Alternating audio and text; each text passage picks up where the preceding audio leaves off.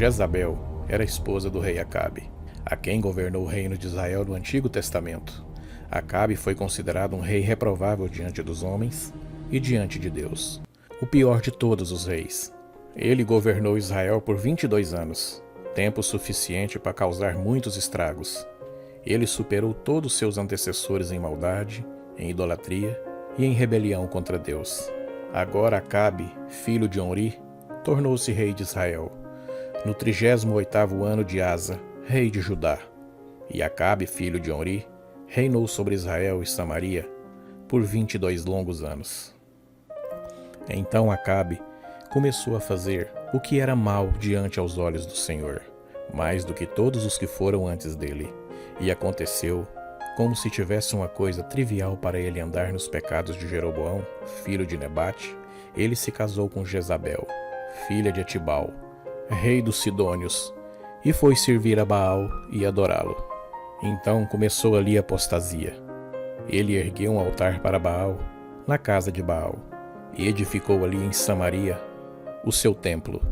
E Acabe também fez um templo para Aserá. Assim, Acabe fez o que era mal aos olhos de Deus, o Deus de Israel. Ele fez mais do que todos os reis que foram antes dele, um rei totalmente pecaminoso e idólatra. Este foi o homem com quem Jezabel era casada. Jezabel era filha do rei sacerdote Etibal, governante das cidades da Fenícia de Tiro e Sidom. Já vinha de famílias de feiticeiros. Seu nome em fenício significa prímula, mas o mesmo nome em hebraico Jezabel significa lixo, e era assim que ela era conhecida. Fica claro nas escrituras que ela usou Acabe para alcançar seus propósitos e fins malignos. Esta foi a primeira vez que um rei de Israel tinha se aliado por um casamento com uma princesa pagã. No governo de Jezabel, com sua sedução e perspicácia, ela convenceu Acabe a aceitar Baal, um deus da natureza, e assim ele também começou a adorá-lo. Como uma mulher que adorava o poder e a autoridade, ela queria eliminar aqueles que ousassem entrar no seu caminho. Para questioná-la, ela mandou matar a maioria dos profetas de Deus. Ela é a primeira e mais poderosa agitadora e perseguidora contra os santos de Deus. Jezabel não poupou esforços para manter a sua idolatria e toda a sua glória em torno dela. Guiada por nenhum príncipe, controlada por ninguém, medo de ninguém, nem de Deus e nem dos homens, e fervorosa em sua maldade, ela começou a espalhar as adorações pagãs. 450 profetas ministram sob seus cuidados a Baal, além de 400 profetas de Aserá e Astarte, uma deusa fenícia. Agora, pois, envia e ajunta a mim todo Israel, até o Monte Carmelo, e os profetas de Baal, 450, e os profetas de Aserá, 400, a mando de Jezabel. Sua conduta, em muitos aspectos, muito desastrosa para o reino de Israel e de Judá, e isso aplacou a ira de Deus. Este trabalho maquiavélico e tirano despertou a justiça e a vingança de Elias, que previu corretamente o encontro de uma seca severa que devastaria Israel, com retribuição à idolatria de Jezabel e Acabe. Elias foi considerado um dos maiores profetas de Israel. Apesar de nenhum livro ter sido publicado em seu nome, o Livro dos Reis cobre mais de sua vida do que a maioria dos reis. Elias construiu um altar e desafiou os profetas de Baal para construir seus próprios altares ao lado do dele e invocar seu Deus para o fogo, para assim consumir o sacrifício. Os altares de Baal eram um túnel onde os sacerdotes se esconderiam e ateava fogo na madeira, enquanto o povo clamava ao Deus pagão. Elias sabiamente pediu que construísse o seu altar ao ar livre, e ele fez esse pedido aos sacerdotes pagãos também, para fazer da mesma forma. E para tornar a situação mais difícil, ele também adicionaria água para tornar o desafio ainda maior. E Elias também começa um ato de abuso. Ele pediu para que gritasse ainda mais alto, implicando ao deus pagão que estava de férias. Foi um momento crítico na história das tribos do norte. O fogo foi enviado por Deus e o sacrifício de Elias foi consumido. E Israel viu quem era, verdadeiramente, o Deus poderoso. Jezabel, num ato de fúria, ameaçou Elias, depois de saber de sua vitória e da morte de seus profetas. Apesar de sua vitória sobre os 400 profetas de Baal, Elias fugiu para o Monte Horebe para salvar a sua vida.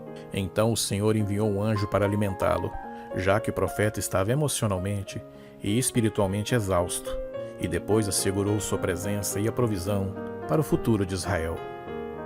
O Senhor já havia separado um sucessor para Elias continuar o trabalho. Eliseu, o lavrador, assumiu a função profética de Elias e buscou uma porção dobrada do seu espírito mais tarde. Ao lado do palácio de Acabe havia uma vinha, que ele cobiçava muito e o desejava.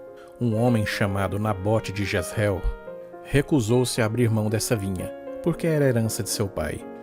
Jezabel, então, acusou falsamente de amaldiçoar a Deus e ao rei, que levou ao apedrejamento e à morte de Nabote.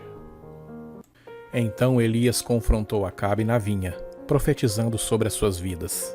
O caso de um vinhedo de propriedade de Nabote mostrou o verdadeiro comportamento de Jezabel e seu relacionamento com Acabe.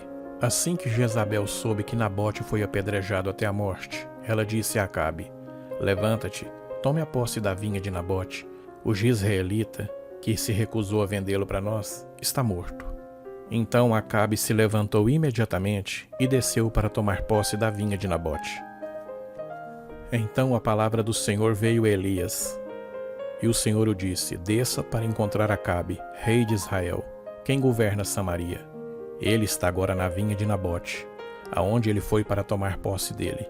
E diga a ele: assim diz o Senhor: você assassinou um homem e confiscou a sua propriedade? Então diga a ele, Elias: assim diz o Senhor: no lugar onde os cães lambiam o sangue de Nabote, os cães lamberão seu sangue também." Então Acabe disse a Elias: "Então você me encontrou, você é meu inimigo, eu encontrei você." E Elias respondeu: "Por que você se corrompeu para fazer o que era mal aos olhos do Senhor? Assim diz o Senhor: vou trazer um desastre sobre a sua casa, uma catástrofe, e vou acabar com seus descendentes. Todo último homem em Israel, seja escravo, seja livre, seja servos, vou fazer da sua casa como a de Jeroboão, porque você despertou a minha ira e fez o que era mal e que o povo de Israel pecasse." E também a respeito de Jezabel, assim diz o Senhor: os cães vão devorar Jezabel perto da muralha de Jezreel e devorar a sua carne, e os pássaros vão alimentar sobre aqueles que morreram naquele lugar. Nunca houve ninguém como Acabe, que se vendeu para fazer mal aos olhos do Senhor, incitado por Jezabel, sua esposa. Ele se comportou de uma maneira mais vil, indo atrás de ídolos, como os amorreus, e o Senhor o expulsou de Israel. Acabe morreu em uma batalha com os sírios alguns anos depois, e Jezabel reinou por mais 10 anos. Eliseu, o profeta herdeiro de Elias, continuou sua missão de erradicar a adoração a Baal. Algum tempo depois, Jel foi ungido como novo rei sobre o povo de Israel, e o Senhor tinha dado a ordem para Jel destruir a casa de Acabe e vingar o sangue dos seus servos, os profetas, e o sangue de todos os servos do Senhor derramado por Jezabel.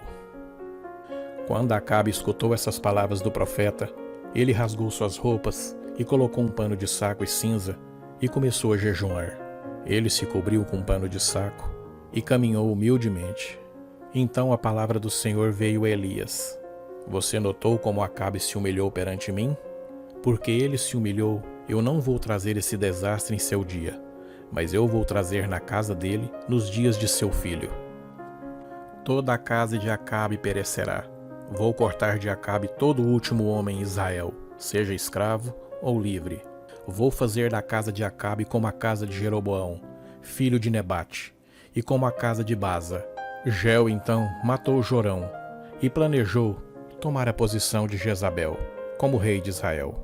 Jezabel então zombou de Jel de sua janela, e ele ordenou que seus eunucos jogassem ela pela janela abaixo. E ele ordenou que ela fosse enterrada como filha de um rei após a sua queda e morte. Mas foi descoberto pelos cachorros, que a devorou, a maior parte do seu corpo, exatamente como Elias havia profetizado. Jezabel tornou-se conhecida como um modelo de uma senhora perversa, exemplificando os traços de crueldade, ganância, vaidade e a busca incessante pelo poder. Jezabel entrou para a história como a personificação de tudo que é astuto, tortuoso, desagradável, vingativo e cruel. Esta foi a história de Jezabel.